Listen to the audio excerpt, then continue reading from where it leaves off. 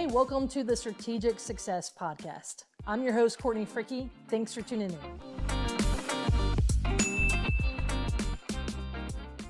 Welcome to if you're wanting to learn the more Real about how to Estate do a Podcast mini-series with Courtney Fricke and Jared at Arena Collective, which I have Leslie TikTok. Victory Come to one of my workshops. I have my on next one today. scheduled on And we're Saturday, going to first start with giving a little bit of history about Leslie. in Florida. So I know you've been doing this it's for offered both in a couple person years now. with limited seats as well as online. And I know you have a niche in which you really like to do your business, but we'll come to that later. With that being said, this as workshop a leader in this industry, talk a little bit about how you are giving back to the community right now, whether real estate agents or just the real estate community in general. 100% safe subject to deal. But how can we do one as safely as possible? So I've spent the last year as the process, board president for the North Shore Area Board of Realtors, how to run the numbers, and then when to pull the trigger.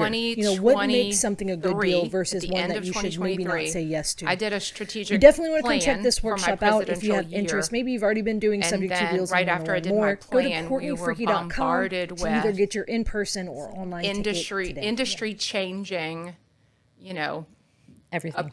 Everything changed. Yeah. So in retrospect, it was a very hard year to be in leadership. Yeah. For anyone, right? Because it's all new for everyone. Right. Because the instruction manual was lost in the mail. Nobody actually gave it to us. For the DOJ as well. Correct. And so I was not able to do, I don't know if anybody who knows me knows I usually have a full plate and I'm doing 15 things at one time. Yeah. So my strat plan for NABOR was full of things.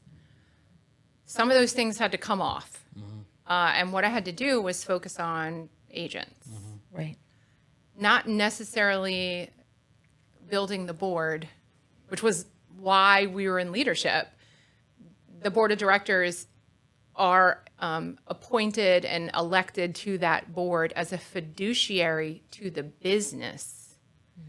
And what I found myself as a leader accidentally in a position during this time when so many people were struggling, what I realized that our focus had to change. Yeah. So instead of implementing an e-commerce store and non-dues revenue and implementing, all these fun bells and whistles and shiny objects that could bridge the gap between membership and revenue, right? To keep things moving and to adapt to our current environment, what I really had to do is stop and field a lot of calls from agents who were scared. You're back, but I mean, your whole career you've been helping develop real estate agents. So I'm sure that you've done that in many capacities. Yeah, whatever the plan was, I don't know if anybody who had been more qualified to do what you had to do over the last 365 days because of the fact that you had such an extensive background in helping real estate agents grow their business. Because, you have the coaching program and the mentorship that you've been doing your whole career. So I'm sure that made it almost like it was just like another day, even though it was having to figure out what this whole new thing was. Everybody was. We're still figuring it out. I had a situation today. Yeah.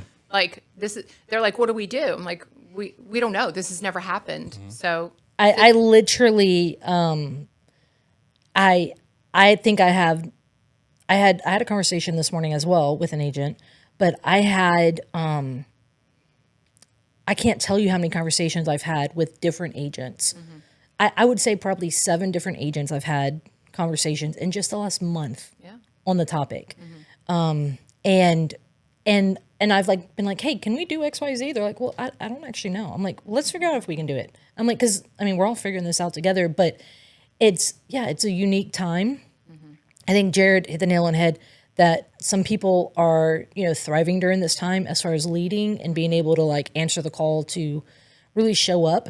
But then there's other people who, there's people who are getting out of leadership. There's people who are getting out of the business. There's people who are, saying, hey, I feel like a broken record, but I've talked about this before where it's like wartime generals and peacetime generals.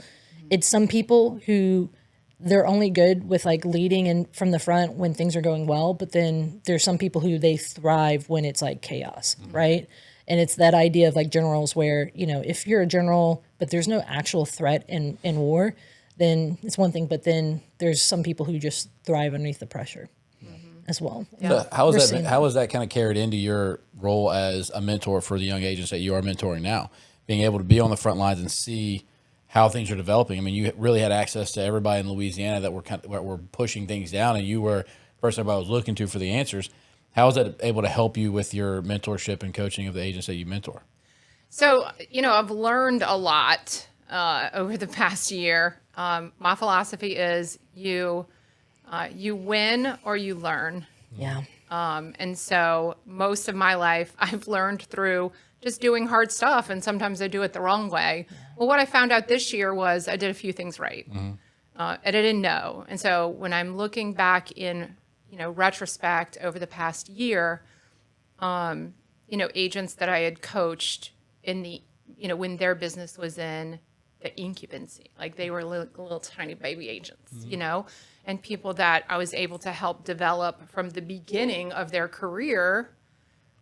I hadn't seen them in years. Yeah. And then next thing you know, I'm like, why are they calling? Yeah. What am I going to do? I don't know how to do this. Yeah. This doesn't make sense to me. I'm scared. I left a good job, and so on top of, all of the industry noise in the background, Department of Justice, NAR, all these lawsuits, which there are still plenty. We have some in the state of Louisiana. Then on top of the industry turning, right? Every industry changes. We've seen this over and over again. And then, so we had all that stuff on top of 2024 was the worst year in real estate, inventory-wise, interest-wise, buyer perspective-wise, financing, all the categories and buckets line up to statistically tell us that it's been the worst year since probably 2016, according to NAR stats. Yeah. Yeah, we were talking about this. There's not been a crash in price, but there has been a crash in transaction volume. Absolutely. To where that it's steep enough that it has been reverberating throughout the industry. And so I can absolutely agree with that. And it's a big part of conversations. Yeah. So some of the conversations that I've had to have is, first of all, stay focused. What happens at a national level honestly doesn't affect you as an agent if you stay adaptable, which is part of our job as agents. Yeah. Every day we wake up and it's a different market. Yeah. So an agent having adaptability is key, right? So that was one thing when people were like, worried. The other thing is, let me just take a minute to help you make some decisions for your future, because what you saw in real estate in 2020, 2021, and 2022, that's not real estate. Yeah. What you see happening today is real estate. Real estate is very difficult. Yep. It's hard. It's emotional. Yeah. It's a hamster wheel. It's a grind. And that's what you need to know. So if what you're experiencing today is not what you visualize your future, like if this is not how you want to spend your time, then maybe you should reevaluate whether or not this real estate world is for you. Yeah. So when you're coaching agents, is it mostly helping them create systems around their business, or is it mostly around mindset on how to be a real estate agent and deal with these ever-changing markets? So that's a really good question, because it's kind of both, but you can have all the systems in place you want if your mindset is wrapped around all of the chaos. If that is what you focus on, then you're out. Yeah. None of these systems will work for you. Yeah. You can have the best laid out plan, but if you're not going in the right direction, what's the point? Doesn't matter. Yeah. Right? Like you can have the best journey, like from here to California, but if you're really trying to get to New York, what's the point? Yeah. Right? And I think a big part of that is a lot of people, maybe they're having to face a reality that's not propped up. And so it's a little bit more, it's kind of like, it's not the you go see someone and they have their house all clean, but you like show up unannounced and you're like, oh, this is what it really looks like, right? Behind the scenes. Yeah, behind the scenes. I think that's more the reality that we're looking at right now with real estate. I mean, I'm seeing that with investors right now. And to all of my friends in the industry, the conversations that we're having is like, it really is, taking a village to get a deal across the table these days. Absolutely. If that, right? And so it's one of those things, it's a sober thought. It's like, hey, look, I'm not really going to win you with the flashiness of the industry right now because, let's just be honest, that's not really there. But there is, let's go back to the basics and to the fundamentals and say, this is what real estate can give you. This is, the life on your terms as far as time, flexibility, things like that. The ceiling being, because there are agents who are still doing very well right now. Absolutely. And they are, tapping into, their income is still doing very well, right? Like there are things like that. And so going back to some of those basics and fundamentals, but just being like, hey, but we're not showing you the highlight reels anymore. We're showing you the behind the scenes footage of like, it's going to take a little bit more effort. It's going to take a little bit more work to get to that. But if you're here for the real and the raw, then, and you have the ability to, you want to learn and you want to put in the work, this is what you could have. Right. The payoff will be there. I 100% agree with you. The mindset behind a good portion of our real estate agent community is not there. And so a lot of what I've done is talk people off the ledge. But I don't want to talk them off the ledge if they don't really want to go back. Yeah. Like I really want them to spend some time in how do you visualize your future? How are you spending your time during the day? Because if talking to your buyer client about how her husband just quit his job and they don't have any more money, but they don't have another place to live and they have to buy this house or something bad will happen and you're like crying with them every day, you might want to maybe go back to being a nurse. Yeah. One of the things that Lauren always says, and it applies to any business owner, she says that you're not always going to be motivated. So you have to be disciplined. And you have to have discipline within your systems. And if you're not motivated one day or having a hard time, you have to be able to fall back on the systems that you've built that you do every single day.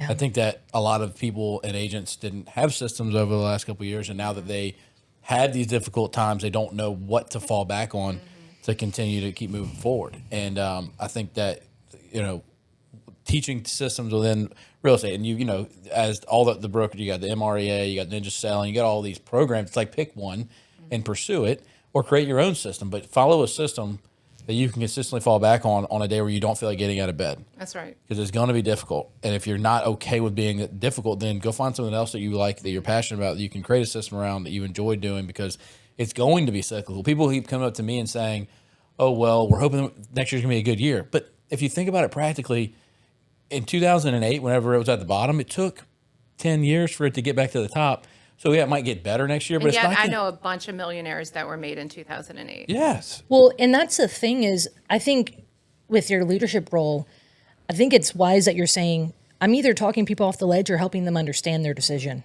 Yeah. Like That's right. that it's either, hey, it's clear as mud that you need to do one way or the other. That's one thing that I've been frustrated with in this industry. I've had a large part of my responsibilities in this industry have been not only sales, but, coaching agents and recruiting. Yeah. Does it feel counter, what's the word I'm looking for? Do you feel like having those honest conversations feel against some of what your previous, like it's still your role to like recruit and things like that, but like, do you want someone there who doesn't want to basically do the work necessary to buy in to be an agent, right? So my whole thought process behind this has been interesting because I was in positions where the company was like warm bodies. If you have a license, we will take you. Yeah. And I'm like, but wait a minute. He's not made for this. Yeah. And the response was, it's not your job. It's not your job to drown his dream. And I'm like, okay. And then I'm like, okay, he's a year in. He's got no more savings. He's not closed one transaction.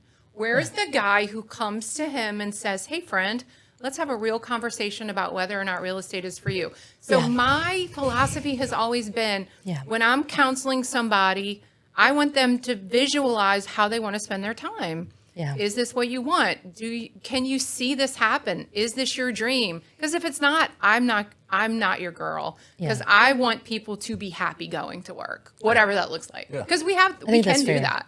Well, and it's also one of those things where sometimes it just needs a shift. They're young guy, really great. He wanted to be an investor, but on his own, he never got traction. But then when he worked underneath someone, he blossomed. There you go. And it was one of those things where I'm like, sometimes it looks like just saying, are you headed basically in the right direction, but not with the right. Yeah. Are you the right package delivered to the wrong address? Yeah, exactly. And so there has been some of that where it's like, he's been doing great now as, someone on a team and able to flourish under, the leadership, but also with the structure, going back to the systems and like that. I am not the girl to talk about systems, but I do believe in those things where it's like, at the end of the day, when he was in the right environment, he thrived. That's right. And that's what we should be focused on when we talk to people who are coming into our industry. And so does that mean that out of 10 agents, 8 of them will probably go away? I would rather them go away sooner than later. Yeah. Why let them grow broke? Why let them suffer and struggle and, they're following a dream they don't really even understand. So I like to have a conversation in the front. Let's talk about what you really want to do with your life. What are your goals? How do you want to spend your time? What's it smell like? What are you eating? What are Yeah. you driving? I want them to be able to visualize specifically what that looks like. Yeah. And that way, when we encounter years like this, because this is not the end. No. We still have a couple of other industry changes over the course of the next, my lifetime. Yeah. This is not the end. So either you're going to be somebody who's in it for that or you're not. Well, it comes down to the proper buy-in, like a sober-minded buy-in to what actually is required to get results. Yeah. And I am a fan of collaboration, cooperation. A lot of people in the real estate coaching and, top level brokerage, they have their opinions around teams, teamerages, different brokerage models. I believe that the future of real estate is more local, more collaborative, and more full service. A lot of agents look at their splits, right? Oh, a split. Well, what about the value that you have from the proximity to the brokerage you choose? What about the resources that the brokerage offers you? What about the fact that you can have a broker on the phone in a second? What about the culture of the brokerage? That is Yeah. that is so important because as humans, we are always looking for a tribe. We people are like, "Arr." Yeah. That's why people join churches. That's Right. why we have women's professional associations and BNIs and neighbor organizations. Humans are social people, and we're always looking for a tribe. But in real estate, for some reason, somebody said, no, that's not a good idea. Yeah. Yeah. In the investor world, what you get is there's so much information on YouTube that people are like, I don't need to hire a coach or go to a mastermind or pay to go to a seminar because I can just go watch that. Well, guess what that YouTube channel or that TikTok video can't do for you? It can't hold your hand through your difficult transaction. It can't find out what's actually not working in your business. And so I can't tell you how many times I've spent money just to get in proximity to people. Absolutely. Proximity because is power. it was a long-term thinking concept. And too many people are short-term thinking, like, how does this impact me today? I'm like, look, I understand. I have to buy in, right? There's something I have to invest, right? Right. But it got me in, if let's say I spent, $2,500 to go to a mastermind one weekend. No one loves paying that. But if I understand the benefits, but people all day argue, oh, I don't need that stuff. I can just go on YouTube or TikTok or whatever. And I'm like, but you don't understand.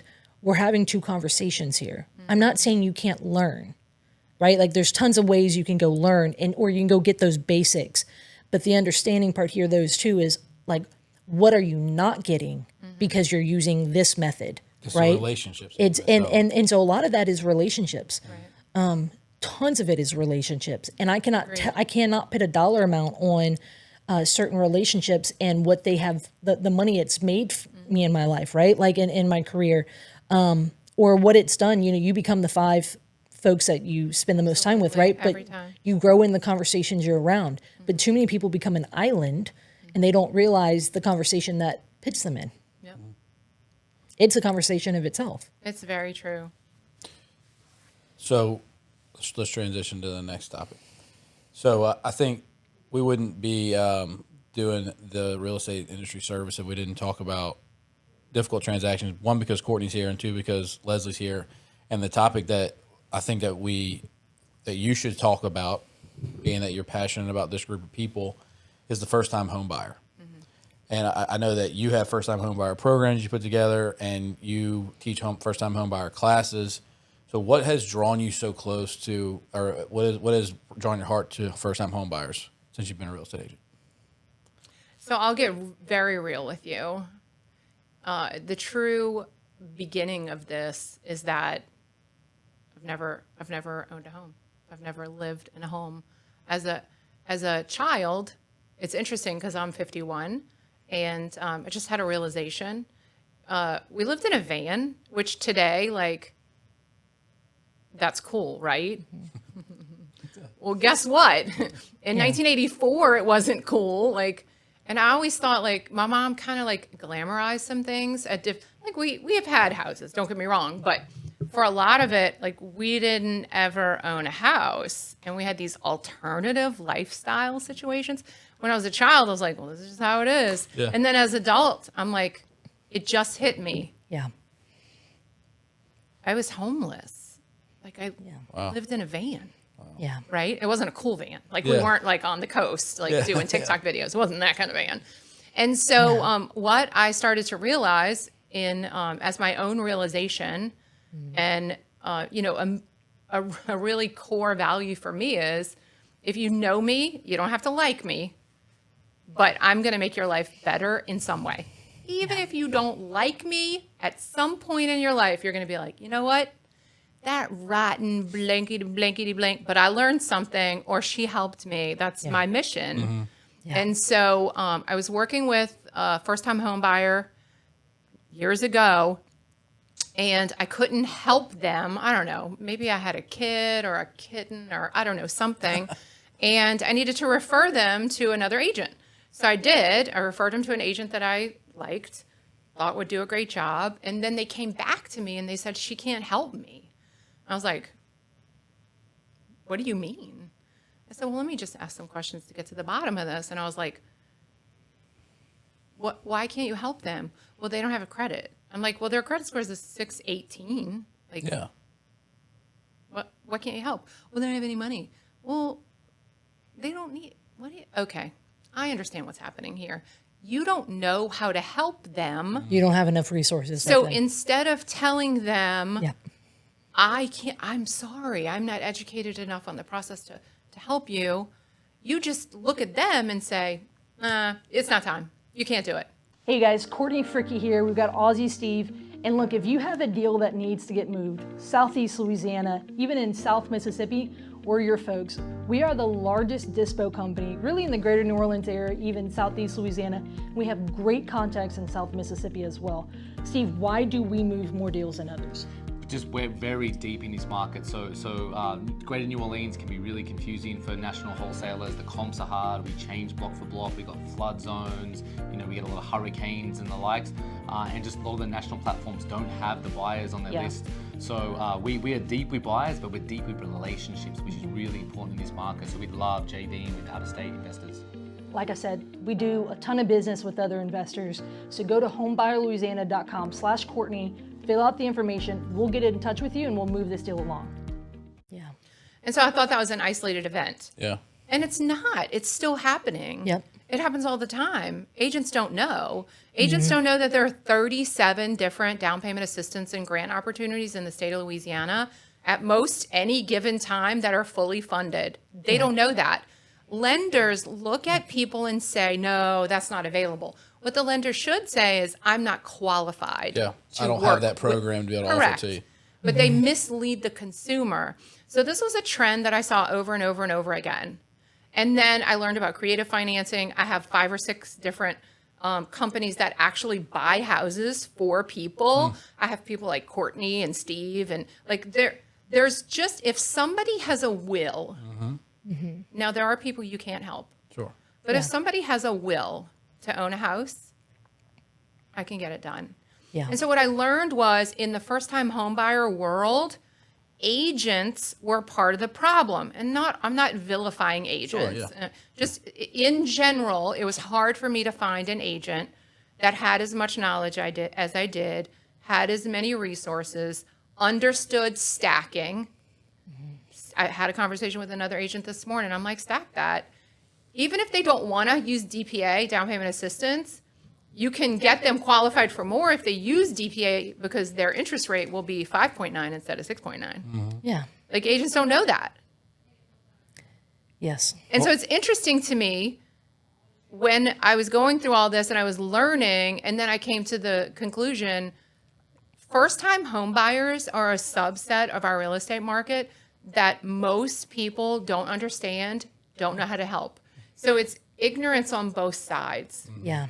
The other thing is, so if I help, let's just say I help somebody in their, third-time buyer, they have cash, they're buying a house, $800,000.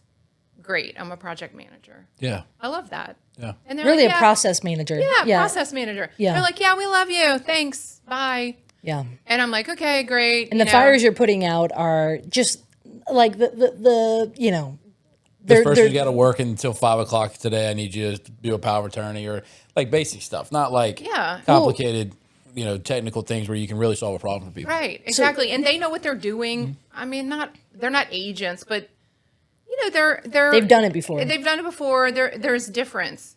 But when I work with, like, for instance, somebody I just worked with, she's a 26-year-old single mother of 2 that works at Sanderson Farms. She makes $17 an hour. Yep. She has a dream to buy a house. No one in her family has ever owned a home. Yeah. We're talking generations, Yeah. right? No one has ever owned a home. And she comes to me through one of my webinars and says, I want to buy a house, but I don't know what to do. So let's look at what you got. Let's look at what you want. Yeah. Let's figure it out. We can make a roadmap for this. And so, not easy, but done. Even to the point where she came in, she needed some work on her credit. She spent 1 year getting her credit up 100 points. Then she waited till she got, around to the next season. So her credit was up, not by like, it's not like she had an 850. Yeah. She was like literally sitting at a 620 borderline, right? And then we took a USDA product that a lot of people don't even know exists. So a USDA product that doesn't have a loan originator. So that's 0 down. Then we asked for concessions from the seller. And then we got down payment assistance on top of that. Yeah.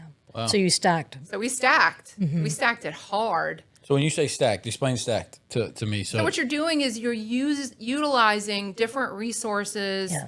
It's multiple tools to get the job done. Correct. Financial resources and tools on one contract. So Yeah. 0 down payment, seller concessions, on top of, you ready? Down payment assistance. This is a true story.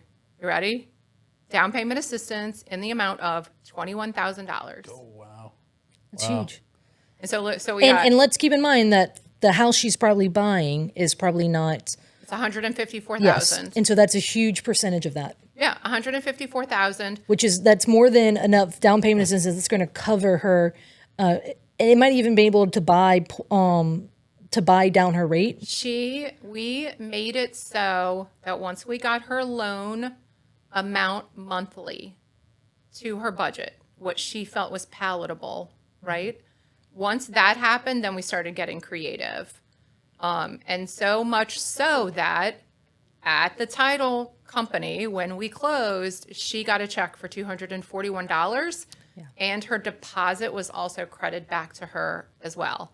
That's her huge. mother was my age, maybe a little younger, sitting at the table with her daughter and her two young grandchildren, one of them special needs, which adds another element into this girl's life. Yes. Her mother was my age, never owned a home, and literally cried at the table because it's never been done before. They didn't know she it got to could see be it. done. They didn't even know they could have the dream. Yeah. Does that make sense? And I think this is huge because, and this is where education needs to be people's friend.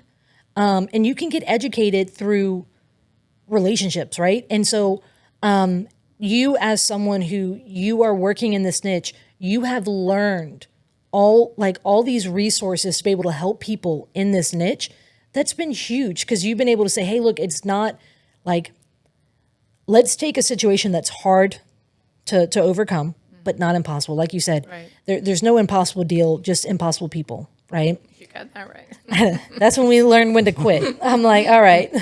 So the reality is that you have invested to learn so that you can help.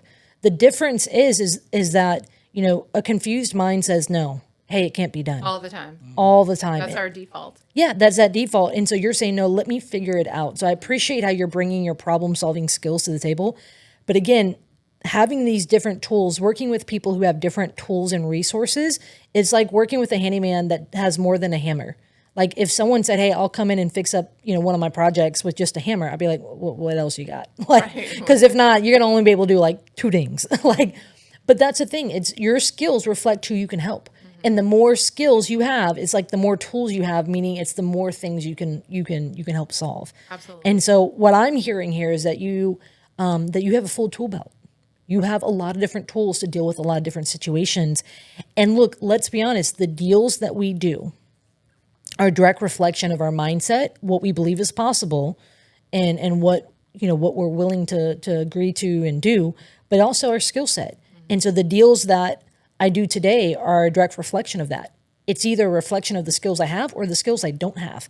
So if people are like, hey, I haven't been able to help people get a first-time home buyer, down payment assistance. It could be because they don't know and they don't have those resources. So the deals they're doing or not doing are a direct reflection of that. But you sharing this deal and the breakdown of it I love that the mom was able there to see it, to witness it. Because there very well may be a world where she says, hey, Leslie, can you do that for me too? Oh, and that actually is happening. Yes. And the I'm not interesting surprised. thing, the thing that I love about being able to help that niche, because let's be honest, can I go sell $1 million property in the French Quarter and have, a 14-day close with cash on? I mean, what a sweet little deal that is for everybody. Yeah. But when you come from a place where you know what it's like to hurt and not have Yep. a vision, if you know you can help somebody build a dream, Yeah. there's a segment of our population that don't even know they can dream that. Yeah. Yeah. They don't even know. So let's talk about that. How are you educating first time home buyers? Because I think somebody could watch this and be like, okay, this I don't necessarily trust that I'm in a position to be able to buy. How do they kind of dip their toe in? And I'm kind of pointing towards the webinar series that you have. Tell us about that and the plan for that. So the webinar is basically, what we like to say in the marketing world is top of funnel. So it's my way of getting my knowledge out to the masses. And I don't even care if they use me. I don't care. I have certified first-time homebuyer agents that I can refer them to, or they can go find somebody else. But I want them armed as a result of my education series and my webinar. I want them armed enough to build their dream and go to another agent and say, what about this? Can you do this? How do you do this? What happens here? Because agents don't know, first-time homebuyers and homebuyers in general don't know what they don't know, right? They're just like, well, my aunt is an agent, and she's worked part-time for an agent, and I'm sure she'll help us buy a house. Well, Aunt Cindy can't because she doesn't know. And the buyer doesn't know enough to tell Aunt Cindy that she doesn't know. Yeah. And so I just want to say to people that are like, that have a dream of home ownership, that there are resources and there's very few reasons why you can't buy. Yeah. Very few. Yeah. And I mean, so you likely demystify, you got to put 20% down. Everybody feels, I mean, me and my wife had our first big fight in our marriage because I wanted to buy a house and she kept telling me, yeah, put 20% down. I'm like, you don't have to do that, right? And most people think that you got to put 20% down, right? And your credit's not high enough, right? And or I don't have enough money to put down on the house, or we talked about 20% down, or the interest rates are too high. I can't afford it. Being able to talk through those things with people, it helps them be able to take a couple steps forward and feel more comfortable about buying a house. Yeah, absolutely. Yeah. Absolutely. So, all right. So we talked about spotlighted you as an agent, talked about difficult deals. And I want to talk about now about relationships, generating business, and just the systems that you're kind of teaching with agents, just to transition How to you that. generate business. Yeah. How you generate business. We obviously talked a little bit about it just now. Yeah. Yeah. The top of the funnel type stuff. I was kind of dabbling in that. But so as we finish up with Leslie, I want to not only tell people about you, and talk about difficult deals, especially since Courtney's here, but also because I want to coach and help other agents become better agents. And so I think something that sets you apart is your ability to market, and not necessarily just the relationship side of the business, right? Because, if you follow Ninja Selling, they talk a lot about relationships. Mm-hmm. If you go to the MRA, they talk about, the cold calling, knowing your numbers. But a lot of real estate agents don't understand marketing in general. Mm-hmm. They don't understand what it means to use social media as a tool, and webinar series, and just getting access to information and start giving value to people, and then giving and giving and giving, and knowing that eventually it's going to come back to you. Because a lot of marketing is that, teaching and educating. So tell us about your mindset and why and how you came up with this webinar series for first-time home buyers, and how you generate business for yourself. So I like organic lead generation systems that are focused on niches. So if an agent can just stay with me, right? So there's a lot of business in real estate that is very expensive. Mm-hmm. Yeah. And a lot of agents that don't understand marketing will buy into those very expensive systems as a primary source. Mm-hmm. Yeah. And that can really wreck you. Well, then you're just competing with expenses. Who can spend the most? And then the other thing is the business becomes so expensive, and the agent becomes dependent. So it's like a squirrel in the park, right? If you go out and put a walnut in the middle of the park greens every day, and there's a squirrel, the squirrel will come in and become dependent on you. Mm-hmm. And then if you stop, that squirrel will starve. Mm-hmm. They will not know. They will just be waiting for that walnut. Mm-hmm. Yeah. It's a very similar dynamic with agents. And so what I like to do is build systems and processes around niche-based marketing. So for instance, are you a first-time homebuyer specialist? What process do you have around referrals and sphere of influence? People often say, agents, well, I get most of my business from referrals or my sphere of influence. But what they don't understand is their process is not duplicatable. Mm-hmm. They are accidentally earning money. Yeah. Yes. They're accidentally making a business, but they can't duplicate it. Mm-hmm. So if they did, let's say $100,000 in GCI around their sphere of influence or their referral base, and it wasn't a system based around that niche, Yeah. then next year they cannot duplicate it. Yeah. They Yeah. may accidentally come up with some Yeah. similar revenue, right? Yeah. But they can't purposefully grow, and they can't purposefully duplicate it. Yeah. So what I like to do is build legitimate, tangible systems, SOPs around those things. And one of them, I've built an incredible system around first-time home buyers. And now I'm working on building the first-time home buyer certified agent program so that they can have access to the leads that I give them and all of my resources that I've aggregated, and it's a whole information system. And then So they go work with clients that you're feeding them, but they've been trained by you. Yeah, and they have access to all of my systems and Yeah. my knowledge. Yeah. So while somebody else, like a lender, might say, no, that's not allowed, or no, that's not possible, or you can't do that many concessions, they could call me and I could be like, they can't, but this person can. Yes. Or they can't do it this way, but call it that. Yeah. Yeah. So it sounds like you're using a general business principle that we or Lauren tries to teach all of our business owners, and that is understanding who your ideal client is. Absolutely. Understanding who you're targeting, what does that person want or need, and then you doubling down on that over and over and over again in a systematic way so that you're constantly giving that to that person. I mean, we are learning as a company, Arena Collective is learning that we've been putting out a lot of content and just saying, these are the services that we offer. This is a power of attorney. This is a bond for deed. This is that. This is this.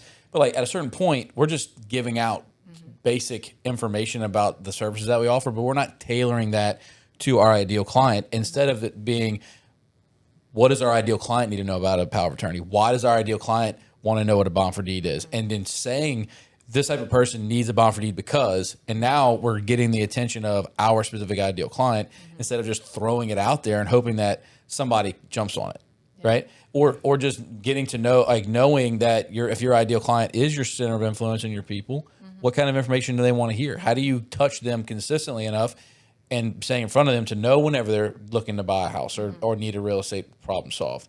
And so knowing your ideal client, and you've hyper-focused on your ideal client, you have two, it sounds like. One is the first-time home buyer, and two is the agent that wants to do business with first-time home buyers. So you can tailor your content and the education and the value that you're offering around those two ideal clients, and that's why you're getting the success you're getting, as opposed to just throwing stuff out there and hoping that somebody hears it and is interested in calling you. Exactly. You talk and look, and you don't turn away the $1 million listing in the French Quarter, but somebody who sees somebody in the industry adding value is going to want to come back to somebody. And the beauty of having the first-time home buyer, if somebody buys their third house at 50 but their first house at 25, you're going to get their first house and their second house and then their third house, not just the first one, especially when you add a lot of value.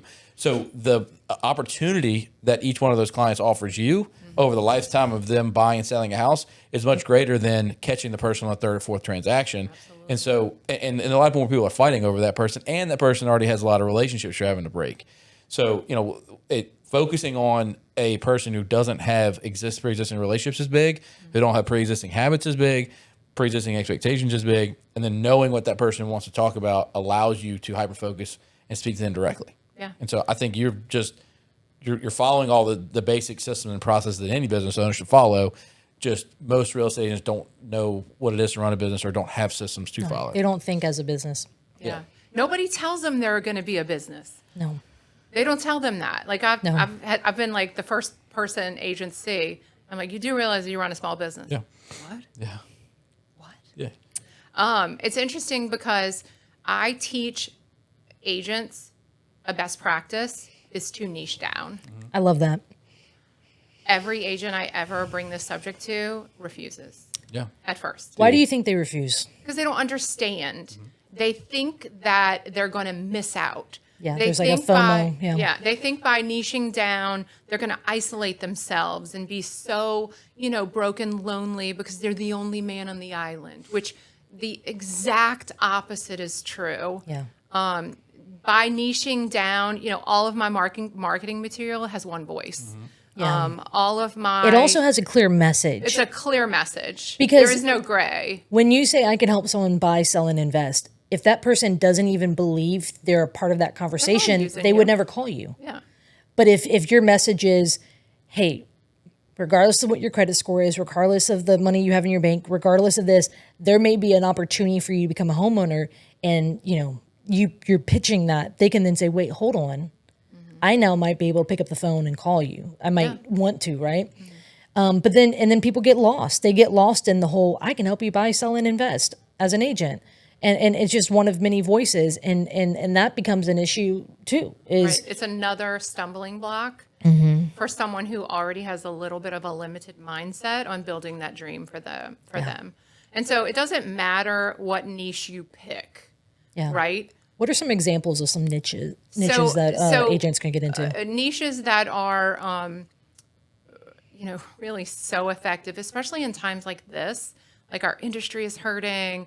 Because niches can be market specific sometimes. Absolutely. But they could also be, through any market. I just wrote a business plan for an agent who specializes in historic French Quarter residential and commercial properties. Yeah. That is a niche. I'd be dead honest. If someone came to me with that, I would be looking for an agent who knew that, because it becomes, I mean, everything from the historic tax credits to working with the Vucare to working with, you know, like basically the contractors that are the best to work with down there.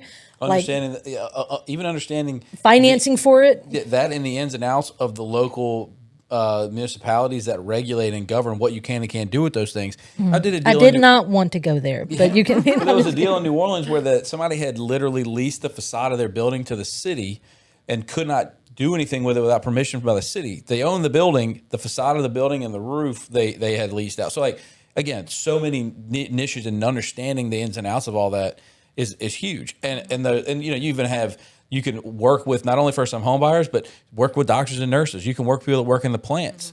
All of those, you can work with entrepreneurs who own businesses that don't have, like, You can work with vets. You could work with investors. You could work in foreclosures. You could work in REOs. land. Yeah, there's tons of opportunity, and you can, that's why I love understanding a little bit about all the different ways of doing business as a real estate agent. Right, the MREA I think is a great book if you want to understand how to break down numbers.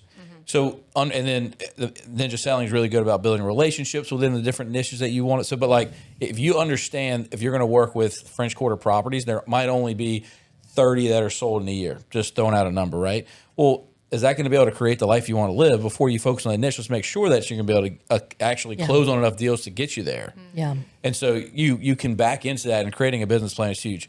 And so not to set this conversation short, because we could talk about this all day, and I love talking to people about this, but I want agents to understand, if they want to get in touch with you to learn more about business planning or being able to create a webinar, utilize your program for first-time home buyers, how do people get in touch with you?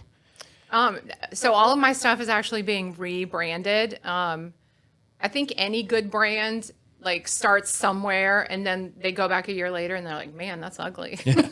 Yeah. And so it would just have to be through, you know, Facebook or my phone number, because I'm actually coming out with a very robust course around my first-time home buyer certification.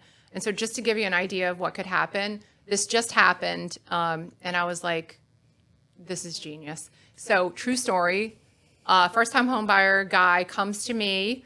I help him. We work together for a long time. I offer a package up front to my first-time home buyers. I give them 10 offerings of specific things. One of them is, well, I'm not going to say what it is. So anyway, so I give them all of these things. And then he decides, he comes to me and he's like, hey, Aunt Cindy's a real person, by the way. And so, so he's like, I'm really sorry, but I was talking to my mom about buying the house, and it looks like my aunt got her license last year, so she's going to help us. And I was like, okay. You know, best wishes. Let people choose their own fate. Right. Thank you for telling me now instead of, you know, right before we got to the closing table. So this is a true story.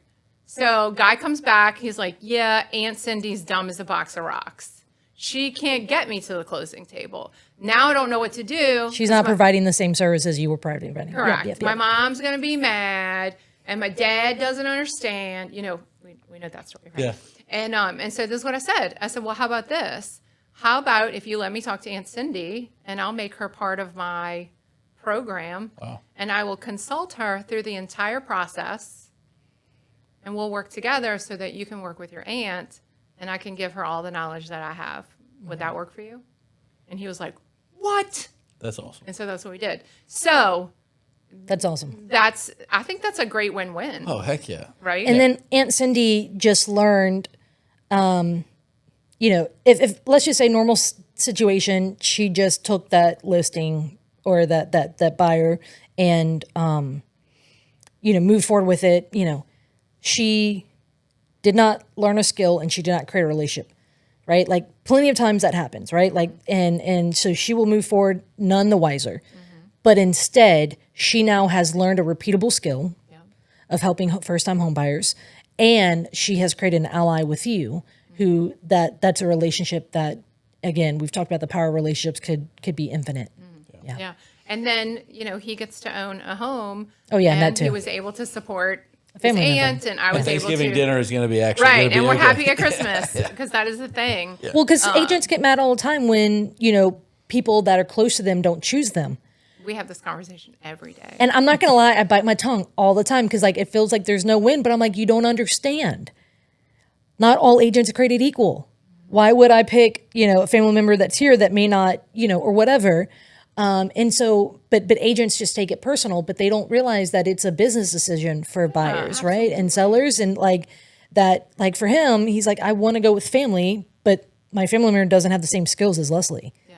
And so this was a great opportunity, but plenty of times that's not always the case. Which I also think it speaks volumes about you of not being a greedy person and wanting to add value to people. Because some people would not be okay with wanting to split that commission, but you're adding value to somebody, and letting them benefit from a transaction they wouldn't have gotten if it wasn't for you stepping in. What I have learned in business is if you add enough value, if your value proposition is so good that people feel silly not doing business with you. Thank you, Alex Hermosi. I love it. I love it. You don't have to worry about where your money comes from. Mm-hmm. It's huge. You don't have to worry about it. You're not reverse engineering your life based on a commission check.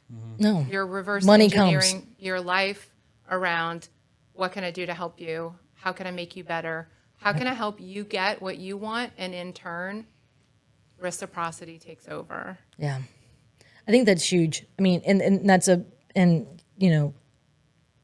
I think so many people say, what can I get from you? Mm-hmm. But they don't realize the way the world works is that when you give, it comes back. It comes back. It does. And so many people are I need to take because if I don't get, I'm going to lack and hurt. And then what do? They're so short-sighted in their relationships, and they don't really go out and build relationships. They don't go out and really learn because they're like, well, why do I need to pay you money when I can just go watch this TikTok video or whatever? And so they become so short-sighted and they become an island. And it goes back to your original premise of saying, if I could just teach agents that relationships help them, right? And that if they can learn, if they can, all of these things, I think it's huge. It goes back to it's because people have to learn what their value proposition is. Most people don't know what their value proposition is. And so they're out there just being like, I might be able to help you. Like they can't clearly say, and then people don't know when to pick up the phone and call them. Right. And so that's why, there's a difference between education and there's a difference between coaching. Mm-hmm. Education most of the time teaches you the technical and maybe some of the mindset, but coaching is often, let me get behind your shoulders and help point you in the right direction and make sure whatever you're doing is basically you're doing the right actions in the right direction. Or, hey, let's tweak this a little bit here. The highest paid professionals in our world have one thing in common. Do you know what it is? No. It's a coach. Well, they all have their own coach. Oh, sure. In every aspect of their life. Football players, baseball players, basketball players, CEOs of the biggest actors, organizations have Singers, CEOs, all that. singers. Yep. They all have a coach. You know who doesn't have a coach? Broke people. Yeah. Everybody else who doesn't isn't successful. That's a big deal. And so what I find is, coaching agents, even though I'm working with first-time home buyers, what am I doing? You're coaching them. I'm coaching them. Yep. That's just always, I'm a mother of 5. I'm So you're coaching them. coaching them. And so it's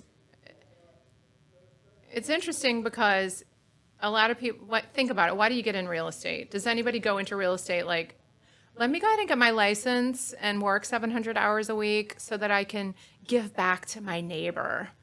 The truth of the matter is people get into real estate because of why? I think it's easy and they want to make money. They want to make more money, right? They want a bigger opportunity. They want some anonymity. They believe the lie of flexibility, and they think they're going to live this glamorous lifestyle and make a ton of money. Mm-hmm. That's why people get into real estate. But successful agents go through this cycle every time. They get in, they make money, and then they get tired. They burn out. And they're like, why am I doing this? Yep. I've made the money, but you know what I haven't made? I haven't met myself where my passion is. Mm-hmm. They haven't found the fulfillment. And so that's why people exit. Yep. That's why they can't make it. That's why they stop working. You see this in this market. Like I see it all the time. Yep. I'm like, where's, So-and-so. whoever her name is. his name. And they're like, oh, we haven't seen her. Yeah. Hey, friend, you Yeah. still practicing real estate? Yeah. Yeah. Well, they don't have grit and they don't have a system. Yeah. Well, Again, but you don't have to have you don't have to be motivated to be disciplined. But I will Motivation be is say this. fleeting. But even discipline, though, I mean, you can go in and every single day clock in and clock out, and if there's not a driving why behind that system, It will eventually. it'll You will- spit you out, chew you up, and spit you out. You will what- burn out. Right. Whatever. What I find is it becomes more of a struggle. It takes a while, Mm-hmm. but and it has to be somebody who's successful, and then they will kind of navigate behind the scenes and Right. try to figure out, why am I tired? Where's my energy? Exactly. I mean, there's got to be something, a driving why, that is a very clear why, because when things get hard, that why keeps you in the game. It keeps you in the fight. Yeah, and it can change. It can It change. can start as one thing and morph into another thing. As your vision gets clearer or life changes or whatever. I love that. I think it's huge. You've brought up some great things, talking about how niches really can catapult someone. And not only can they help really drive down a clear message and really give you a competitive advantage, but the other part of that is that you can find fulfillment in it, right? Like we talked about including your passions with it. I think that is a piece of advice that, because most people they're too much of a generalist that people don't know to pick up the phone and call them. Yeah. Right. And so they're not getting the referrals they want because people either don't know what they do, they're a silent professional, or they are fitting, kind of like they're like a backdrop. They're blending people in. pleasing. They're trying to be all things to all people, Mm-hmm. and in the mix of that, they're none. Yeah. They're They're not standing out. If you chase two rabbits, you get zero. Yeah.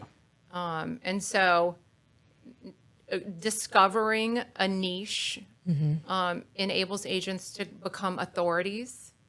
Yep. It enables them to build trust and capability.